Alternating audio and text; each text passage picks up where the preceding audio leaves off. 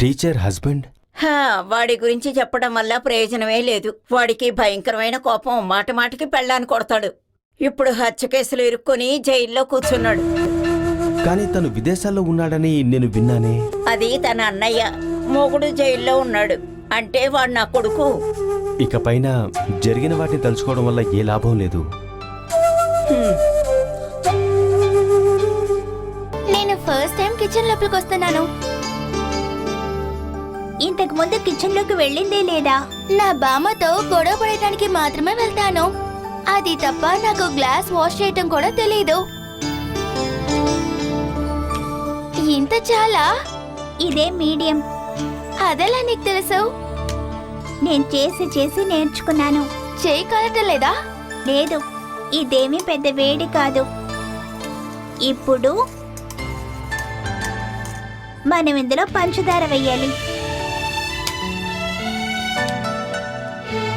పంచదార వేసి బాగా ఉడికించాలి. పంచదార ఎక్కువగా వేసినా బాగోదు.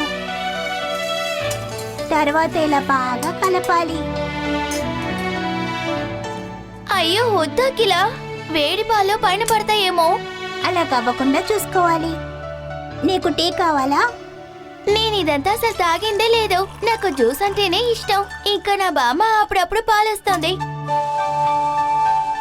నాకు చక్కెర హెవీగా ఉండాలి, అప్పుడే నాకు ఇష్టం. పంచదార చాలా తక్కువగానే తీసుకోవాలి, లేదంటే ఆరోగ్యానికి మంచిది కాదు. వీలైనంత వరకు తినకుండా ఉండడమే మంచిది. ఎందుకలా అంటున్నావు? తీయలేని విషయమే పంచదారని గాంధీజీ చెప్పారు. ఎందులో? ఒక పుస్తకంలో ఆ విధంగా గాంధీజీ అలా రాశారు. నువ్వు బుక్స్ అన్ని చదువుతావా? అమ్మ నా బర్త్డేస్ కి పుస్తకాలే కొనిస్తారు. అది కూడా చాలా మంచి పుస్తకాలే కొనిస్తారు. నావెల్స్ అన్నీ కొనివ్వరు.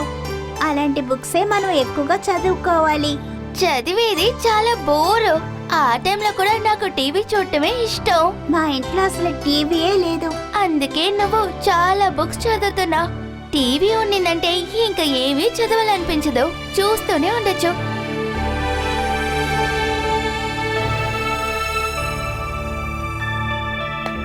టిష్యూమ్ టిష్యూమ్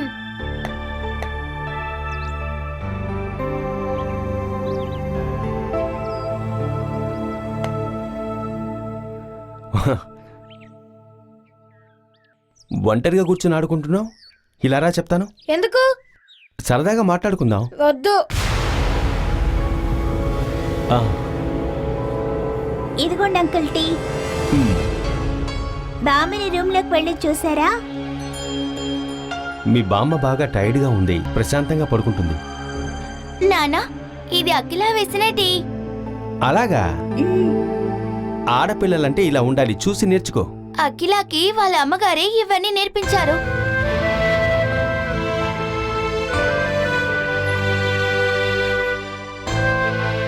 నువ్వు కొన్ని రోజులు ఇక్కడే నాతో పాటు ఉండు. టీ కాఫీ పెట్టడం నేను నీకు నేర్పిస్తాను. మన దగ్గర సీన్ వేస్తున్నాడు. పెద్ద సచిన్ టెండూల్కర్ని అనుకుంటున్నాడు. అమ్మ రావడానికి ఇంకా లేట్ అవుతుందా? ఈ పాటికి వచ్చేసి ఉండాలి. ఫోన్ చేసి అడుగమ్మా ఎప్పుడొస్తుందా అని. ఫోన్ చేయడానికి ఇక్కడ ఫోన్ లేదు అంకుల్. ఇదిగో ఇందులోంచి చెయ్యి. నెంబర్ చెప్పు. 999.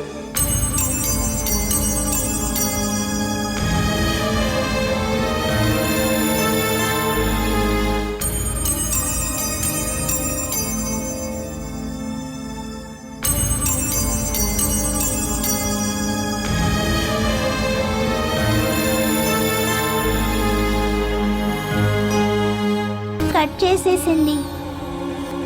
అది కొత్త నెంబర్ కావడం వల్ల మళ్ళీ ఇంకోసారి ట్రై చేద్దాం. తీయకుంటే మనం ఒక మెసేజ్ పంపిద్దాం. ఇదిగో.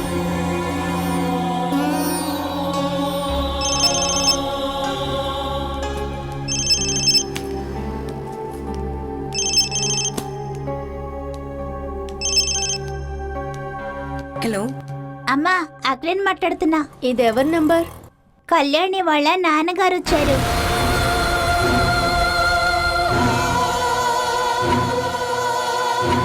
ఇస్తానుండు.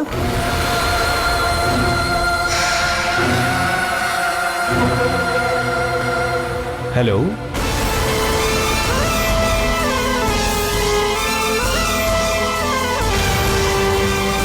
హలో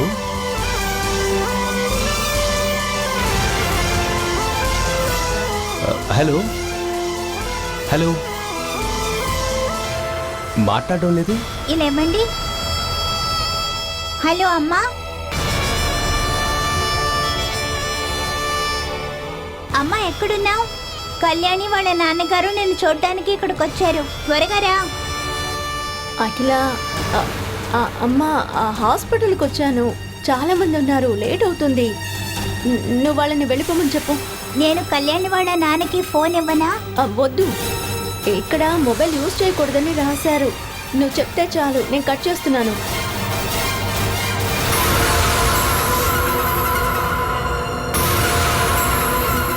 సారీ అంకుల్, అమ్మ ఇప్పుడే డాక్టర్ని కలవడానికి వెళ్ళిందట. హాస్పిటల్ పక్కనే ఉందా? డాక్టర్ వాళ్ళ ఇంటికి వెళ్ళే కలుస్తారు. త్వరగా వస్తానని చెప్పిందా? అక్కడ రష్ ఉంటుంది, లేదంటే మీరిద్దరు వచ్చారని చెప్పినప్పుడు అమ్మ త్వరగా వచ్చేస్తానని చెప్పుంటుంది. కళ్యాణి, అలా అయితే మనం బయలుదేద్దాం. ఇంత దూరం వచ్చి టీచర్ని చూడకుండా ఎలా వెళ్తావు నాన్న? మనం ఇంకా కాసేపు ఎదురు చూద్దాం. అఖిల, నువ్వు వెళ్ళి చేసిపో తీసుకురా. మా నాన్న బాగా ఆడతారు. కళ్యాణి, మీరిక్కడే వెయిట్ చేసి అమరాడానికి లేట్ అయితే అది కష్టమైపోతుంది. అక్కడ రష్గా ఉంటే అమరాడానికి సాయంత్రం అవుతుంది. మనం వెళ్ళి ఇంకో రోజు వద్దాం అమ్మా.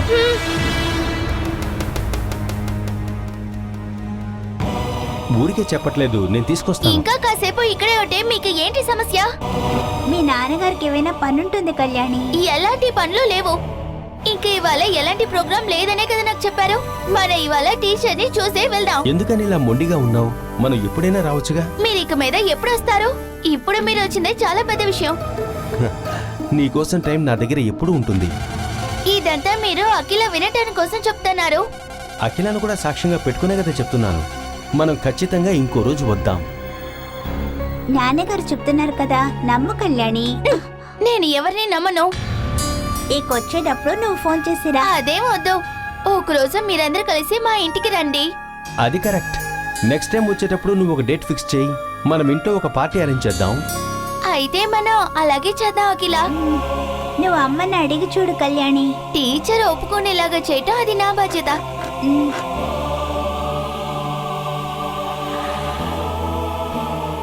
విను, నువ్వు అక్కడ ఏం చేస్తున్నావు? అద్దాన్ని చూస్తున్నాను.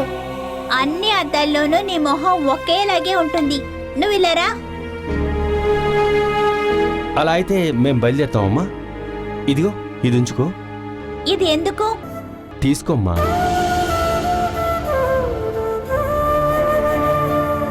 ట్యూషన్ ఫీజుగా భావిస్తే చాలు. ఇది మీరు అమ్మకి ఇవ్వండి. సరే, కళ్యాణి వాళ్ళ నాన్నగారు ట్యూషన్ ఫీజు ఇచ్చారని మీ అమ్మ చేతికి ఇవ్వు. ఇది పట్టుకో. వెళ్ళొస్తాను, రా. నీకు నా మీద కోపం ఏం లేదుగా? ఎందుకు? నాకు అలా ఇలా అంత ఏం లేదు.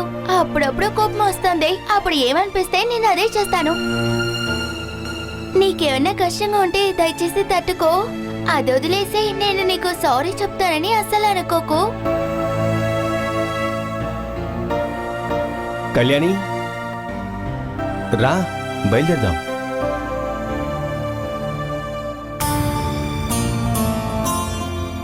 నువ్వు కూడా మాతో వస్తావా? నేను ఎక్కడికి రాను.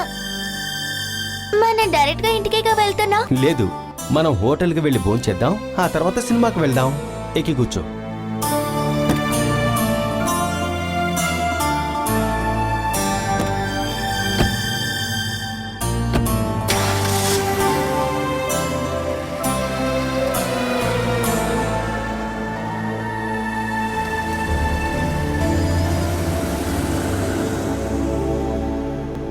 నువ్వు కార్ దగ్గర ఏం చేసావు?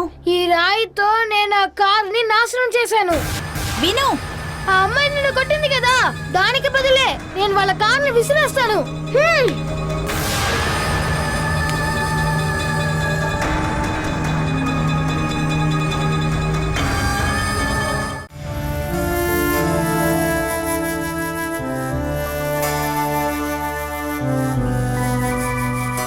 ఇలా చూడు శివ, నీకు బాలాకి ఏ సంబంధం లేదని ఈ ఊర్లో ఉన్న వాళ్ళందరికీ తెలుసు.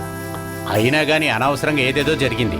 ఇంకా దాని గురించి ఆలోచించుకుని ఏం ప్రయోజనం? అవును, ఆ విషయం పట్టించుకోకు. శత్రువులు చేసిన పనిది. వచ్చిన దారే పోయిందని ఊరుకోవాలి.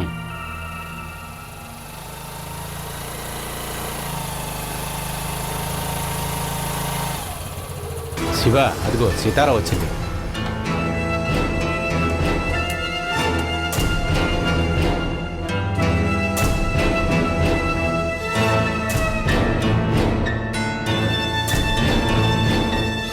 ఏంటమ్మా? ఈయన్ని చూద్దామనే వచ్చాను. ఈయనతో ఒక విషయం మాట్లాడదామని వచ్చాను. పెళ్లికి పిలవడానికి వచ్చుంటాం.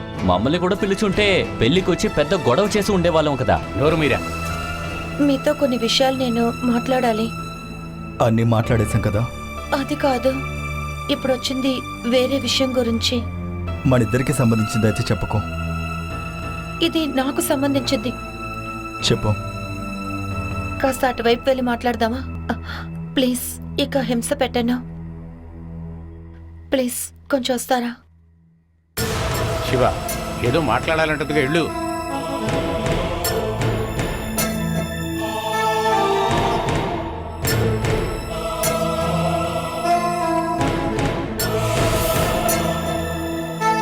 నాతో ఏం మాట్లాడాలి?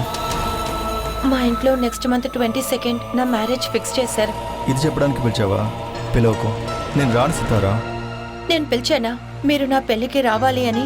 నువ్వే కదా 22వ తారీఖు పెళ్లి అని చెప్పావు. డేట్ కరెక్టే, కానీ ఆ డేట్లో పెళ్లి జరుగుతుందని చెప్పలేదుగా. నేను బాలాకతో ఇంకా నా క్లోజ్ ఫ్రెండ్స్తో మాత్రమే ఈ విషయం నేను డిస్కస్ చేశాను. వాళ్ళందరూ నాతో చెప్పిన విషయం, మిమ్మల్ని నేను వద్దు అనుకున్నది బాలాకతో ఉన్న ప్రాబ్లం వల్లే అయితే అది వాళ్ళు అస్సలు ఒప్పుకోలేదు. మిమ్మల్ని అక్కడ వెయిట్ చేయమన్నది నేనే కదా. నిజం చెప్పాలంటే నేనే కదా ఇరికించాను. ఇరికించింది ఎవరైనా కానీ ఇరుక్కున్నది నేను బాలయ్యగా. మధ్యలో నీ పేరు ఎవ్వరికి నేను చెప్పలేదు. నేను అసలు నిర్ణయించుకోలేకపోతున్నాను. ఆ రోజు నువ్వు ఒక నిర్ణయం తీసుకునేగా వెళ్ళావు. అది అలాగే ఉండని. అది మా అమ్మ నాన్నల్ని కష్టపెట్టకూడదు అని. ఇప్పుడేమైంది? తల్లిదండ్రులు శత్రువులయ్యారా? వాళ్ళని మాత్రం కాదు, నాకిప్పుడు మిమ్మల్ని కూడా కష్టపెట్టడం ఇష్టం లేదు. నీకు వేరే సమస్య ఏం లేదుగా. నువ్వు వేరే పెళ్లికి ఒప్పుకున్నావని తెలిసినప్పటి నుంచి నేను నిన్ను మర్చిపోయే ప్రయత్నం చేస్తున్నాను. నా వల్ల కావట్లేదు. ప్రతిరోజు గడుస్తున్న కొద్దీ నా మనసు పిండేస్తోంది. ఈ పెళ్లి జరగదు అని మా ఇంట్లో చెప్పబోతున్నాను. నేను బాగా ఆలోచించాను. నిర్ణయించిన ఈ పెళ్లి జరిగితే నేను ప్రశాంతంగా అసలు జీవించలేను. ఇది చెప్దామనే వచ్చాను. నేను ఈ పెళ్లి వద్దు అని చెప్పడం వల్ల మీకే సమస్య రాకుండా నేను చూసుకుంటాను.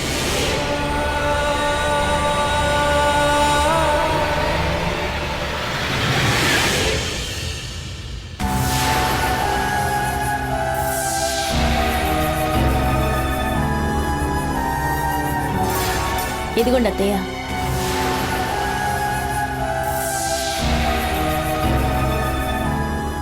మీకు బ్రేక్ఫాస్ట్ తీసుకొస్తాను.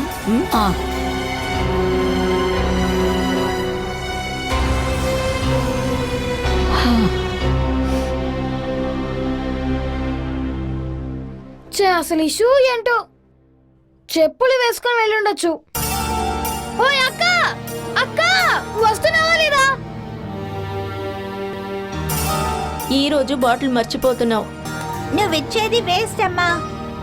తిరిగి వచ్చేటప్పుడు వచ్చే దారిలోనే వంపేస్తాడు. పైపులో నీళ్లు తాగొద్దు, కడుపులో ఇన్ఫెక్షన్స్ వస్తాయి.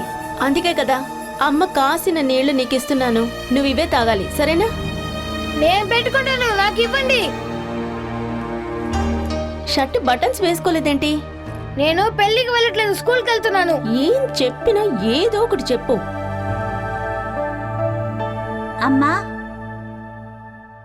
నీ దగ్గర డబ్బుందా? ఎందుకమ్మా? మ్యాథ్స్ నోటు అయిపోయింది.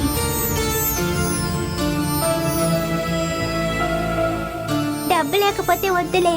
రఫ్ బుక్ లో 4-5 పేజీలున్నాయి. నేను అందులోనే ఎలాగైనా రాసుకుంటాను. మీ చదువుల కోసం ఆహారం కోసమే అమ్మ ఇంత కష్టపడుతున్నాను. డబ్బులు ఇస్తాను, కొత్త బుక్ కొనుక్కో.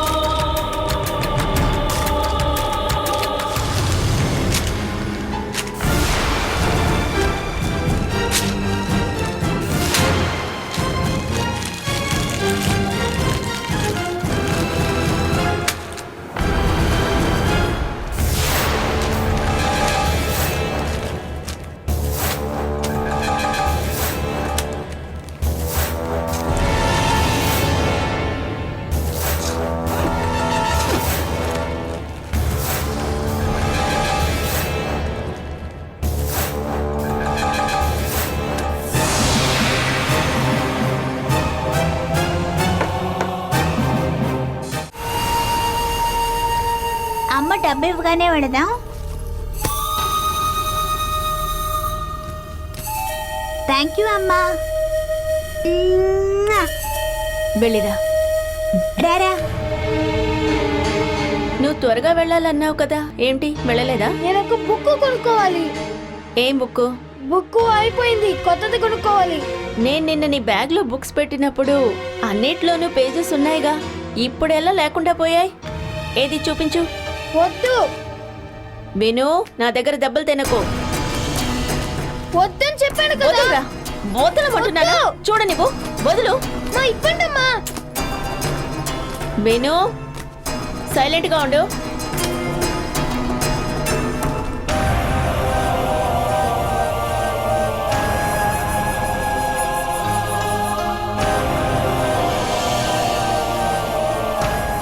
దీన్ని ఎవరు చించారు? నాకు తెలీదు. నీకు తెలీదు కదా? ఆ? అమ్మా, వీడు క్లాస్ లో ఉన్న పిల్లలు ఎవరైనా చింపుంటారు. ఇలా బాధ్యత లేకుండా ఉంటే నువ్వు బుక్ లేకుండా చదువు. నేను స్కూల్ కి వెళ్ళను, ఇంకెక్కడికి వెళ్ళను. నేను ఇంట్లోనే ఉంటాను. ఎలా పంపించాలో నాకు తెలుసు. విను, నువ్వు రారా. అమ్మ కర్ర తీయడానికి వెళ్ళింది, నువ్వు రా.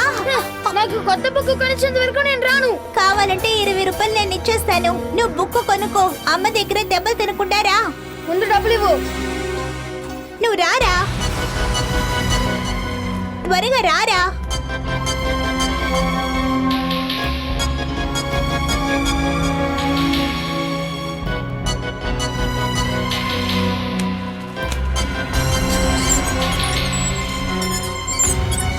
త్వరగా రారా.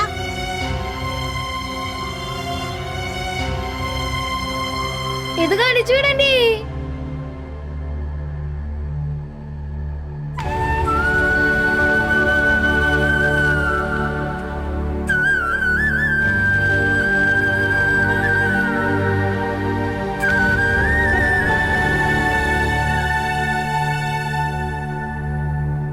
ఛే, వాళ్ళు ఇంకా కనబడలేదే. ఇదిగో వస్తున్నారు.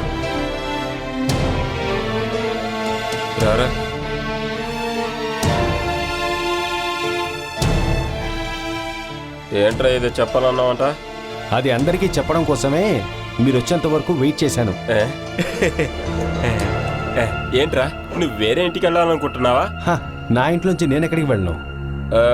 అందరూ కలిసి ఒక పెద్ద విషయం చెప్తారంటే నేను అదే అనుకున్నాను. ఈ ఇంట్లోంచి బాలాను చూడ్డానికి, ఈ ఇంట్లో విషయాలు తనకు చెప్పడం కోసం కొంతమంది ఇక్కడి నుంచి వెళ్తున్నారు. ఎందుకు కొంతమంది అని మాత్రం చెప్తున్నావు? నేను నా హస్బెండ్ అలా చెప్తే చాలులే. అవును, మేము వెళ్ళొచ్చాం. ఈ కుటుంబాన్ని చెడగొట్టాలనుకుంటున్న తనకు ఎందుకు సపోర్ట్ చేస్తున్నారు? ఈ కుటుంబాన్ని చెడగొట్టాలనుకుంది బాలా కాదు, నువ్వే. ఊరికే ఎందుకు ఆయన మీద నింద వేస్తున్నారు? మీరందరూ కలిసి చేసిన తప్పు వల్లే ఈ ఇల్లు ఇలా ఉంది. ఇప్పుడు దాన్ని సరిచేయాలని ఆయన అనుకుంటున్నారు. మీరిద్దరు కలిసి సపోర్ట్ చేయాలిగా. ఇతను ఎలా నమ్మగలం? అనిరా, చాలా ఆపు. తను చెప్పాలనుకున్నది పూర్తిగా చెప్పనే. బాలా మీద మీకు ఎక్కువ అభిమానం ఉంటే మీరు సహాయం చేయండి, కానీ అది ఈ ఇంట్లో ఉండి మాత్రం వద్దు. నాకు అర్థం కాలేదు. ఈ ఇంట్లో ఉంటూ బాలాతో అభిమానంగా ఉండడం కుదరదు అంటున్నా. అలాంటి వాళ్ళు ఈ ఇంటిని ఖాళీ చేయండి. మేం ఖాళీ చేస్తాం, కానీ నీ దగ్గరున్న నా మొగుడు బాగా తిరిగి ఇస్తే అప్పుడు వెళ్తాం. నా దగ్గర కొంచెం కొంచెంగా 6 లక్షల రూపాయలు ఇతను తీసుకున్నాడు తెలుసా? నేనా? ఎప్పుడురా? ఒట్టు, నేను అసలు తీసుకోలేదు. ఆ, సతీష్ అన్నయ్య, నువ్వు ఇలా చెప్తావని నాకు తెలిసే నేను అన్నిటినీ రాసి పెట్టుకున్నా. క్యాష్గా 6 లక్షలు, తర్వాత పేపర్స్ బ్యాంకులో పెట్టినప్పుడు పాత అప్పు తిరిగి ఇవ్వడం కోసం 3 లక్షలు, తర్వాత దానికి వడ్డీ, అన్నీ కలిపి 10 లక్షల రూపాయలు నువ్వు నాకు ఇస్తే ఆ తర్వాత మీ స్థలం ఇస్తా. సుమేష్, నువ్వు దాన్ని పూర్తిగా అమ్మేసి డబ్బులు తీసుకో. కనీసం మాకు 5 సెంట్ల స్థలం కొనే డబ్బులైనా మాకివ్వు. లేదంటే స్థలం కొనిచ్చినా పర్వాలేదు, అందులో ఒక షెడ్ అయినా వేసుకొని మీ ఇద్దరం బ్రతుకుతాము. నేనిక్కడ కాసేమీ అచ్చు వేయట్లా. నా డబ్బు నాకు ఇస్తే మీ స్థలం మీకు ఇస్తా, లేదంటే నేనెప్పుడు చెప్తే అప్పుడు ఈ ఇల్లు వదిలి మీరు వెళ్లాల్సి ఉంటుంది. ఏంటండి ఇది? నువ్వు నన్ను బాగా మోసం చేసావురా. పర్వాలేదు, కానీ నువ్విది పూర్తిగా అనిపించే యోగం నీకు లేదు. బాలాగానే అమ్మ చేత కేసు పెట్టించిందంటే నువ్వే ముందు ఇంటి నుంచి బయటకెళ్ళాలి. తను ఏమీ చేయదు. అక్కడ తన జీవితంలో ఒక పెద్ద భూకంపం రాబోతోంది. ఆ తర్వాత అదే తన అంతం.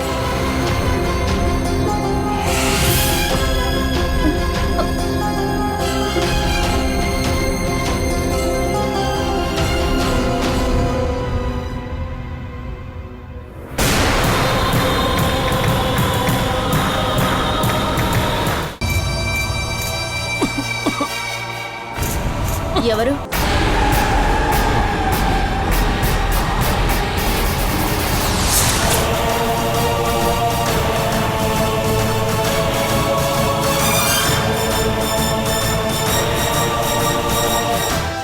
నేను జైల్లోనే పడి చనిపోతాననుకున్నావా? మీరు ఆడే నాటకం అంతా నాకు తెలిసిందే. అది ఎదురుగుండా చూద్దామని జామీన్లో వచ్చాను.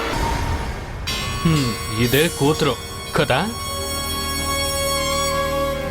కూతురు, కొడుకు. వీడు నేను వెళ్ళేటప్పుడు నీ కడుపులో ఉన్నాడు కదా? లేదా నేను చంపినవాడు నీకు ఇచ్చేసి వెళ్ళిందా? నాకింకా ఎక్కువ తెలుసుకోవాల్సింది. ఒక్కొక్కటి అడిగి తెలుసుకుంటానే.